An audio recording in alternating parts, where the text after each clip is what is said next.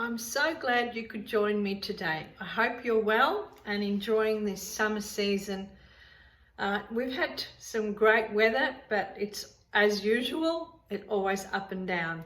Today I wanted to share with you a little bit about my story, my family's history. So I want to share with you one of the recipes that's in my book, Carmela's Cucina Povera, and I wanted to introduce to you my zia Antonia. This is my zia Antonia. She married my zio Antonino Amato, and she is a Majorana.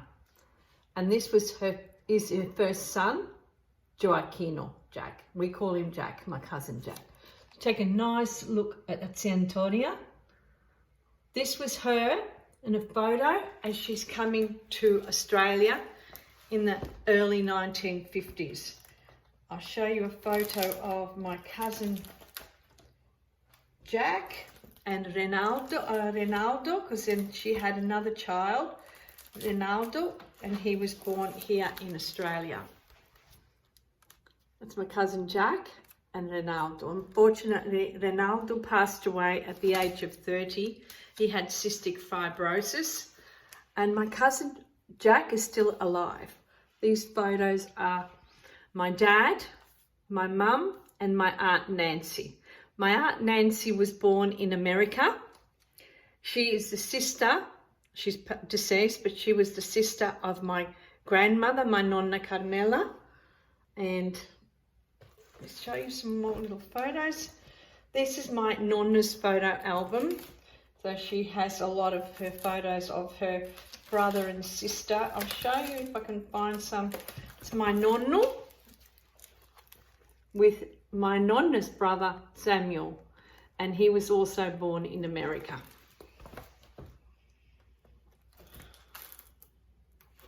This was my nonna in the middle, Nonna Carmela, with her sister-in-law Frida, which was the wife of Samuel, and Fortunata, which we called her Frida. She was their youngest daughter. This was when she came to Australia in the 1970s when Uncle Sam had passed away. I want to show you the Madonna del Tindari. This is our patron saint of Sicily. She's the only black Madonna in Sicily. And so we go back to my zia Antonia, which is a wonderful photo of her. Absolutely, she probably would have been in her early 20s. To show you again how beautiful she was. That's my nonno when he was in the war, and that's a picture of my nonno and my Uncle Giuseppe. We call him Uncle Joe. He was the oldest out of the 5 brothers that come to Australia. So I wanted to share with you the recipe that my zia Antonia in my book, which I'll get to. I just want to get to the recipe first, and then I will show you. There we go. Carciofoli ripieni. Stuffed artichokes.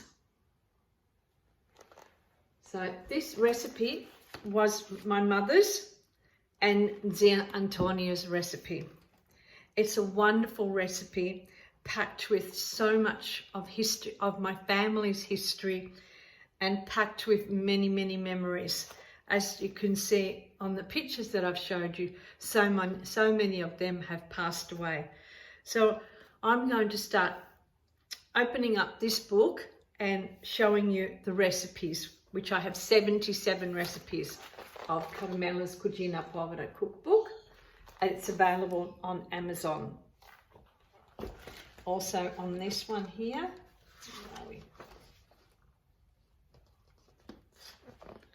my great-grandfather, my nonna Carmela's father. So he was Nunziato Majorana. And yeah, there's all the names that we had to change so that it was easier in Australia. So my uncle Nunzio was called Neville. My nonno Iagino which is Joaquino, was named Jack.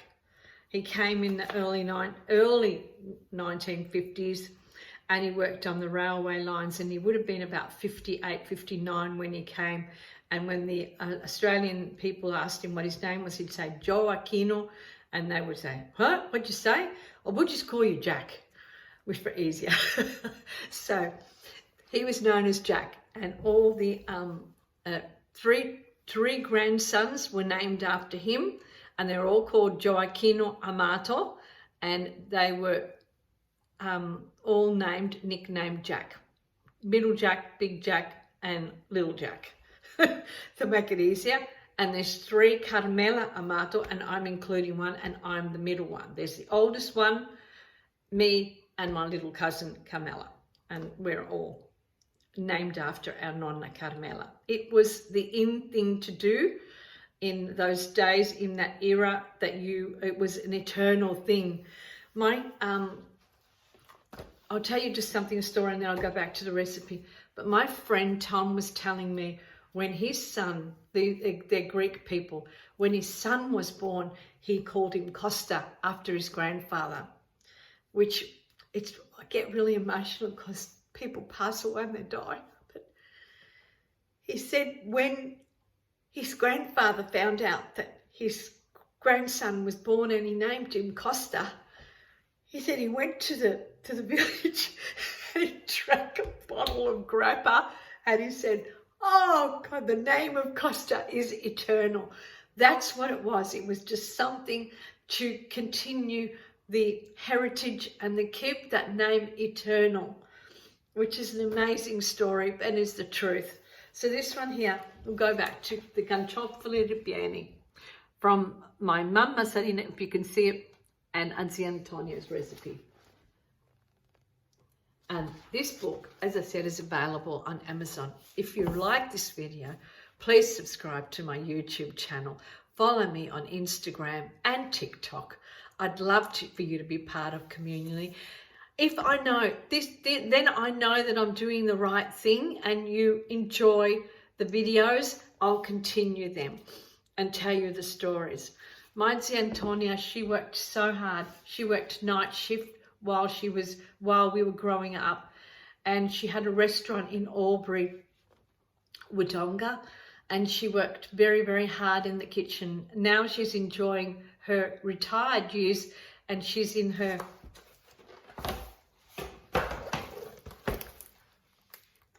she's 88. I wish I had a photo of her recent photo, but I don't have one. So this recipe is for the 4 large artichokes. You need stale bread, 3 eggs, Romano cheese, parsley, peas, beef mince. Prefer maybe pork mince would be better, or veal mince instead of beef. Half a cup of rice, red onion diced, virgin olive oil, 2 litres of water or vegetable stock, flour for sealing, salt and pepper for taste. The preparation time takes about 20 minutes, and the cooking time takes a good hour, an hour and a bit, depending how the season of the artichokes are. And you can, on the stem of the artichoke, which is the bottom part, you can just get a fork and just place it in there, and if the fork goes through, you know they're cooked. So you need a large saucepan with a lid, a wooden spoon, chopping board, and a chopping knife. And I'll place the recipe on the bottom part of this video. So rinse the artichokes. Make sure they're rinsed. Once you've rinsed them, turn them upside down on a tea towel and bang them, so that opens them up. And then allow them to drain upside down. Now, some people, because the artichokes go dark, so that when you've rinsed them or you've cut them, always put them in a bowl of water with some lemon, and the lemon will keep them just, how do I explain? They won't go dark. So meanwhile, add a little virgin olive oil in the pan with some red onion and a saucepan, and put it on low heat and let it sweat. Add the peas, follow the stock by stock, and then fill up the half the saucepan and let the liquid boil, then simmer slowly. While you're doing that, you can prepare the mixture of the artichokes. So place the breadcrumbs, the Parmesan cheese, the rice, the mince, the parsley, and the 2 beaten eggs, and mix them with your hands, folding them with your hands. Then open up the artichokes, and in each leaf, place a little bit. So maybe a tablespoon and a half into every leaf. And then continue to do this until you've done two layers. When you've finished, beat an egg and then dip the top part, so the top, say this is the bottom part of the artichoke, this is the top with the leaves. So dip that top part on the eggs. There you go, top part, the artichoke in the end, and then seal with flour. So you can either do artichoke and flour or flour and artichokes, up to you. Then fry it very gently on a medium heat, and then that seals it. So once they're sealed, you place them into the pot very gently, and then you allow it to cook very slowly. And these are carciofoli ripieni, stuffed artichokes.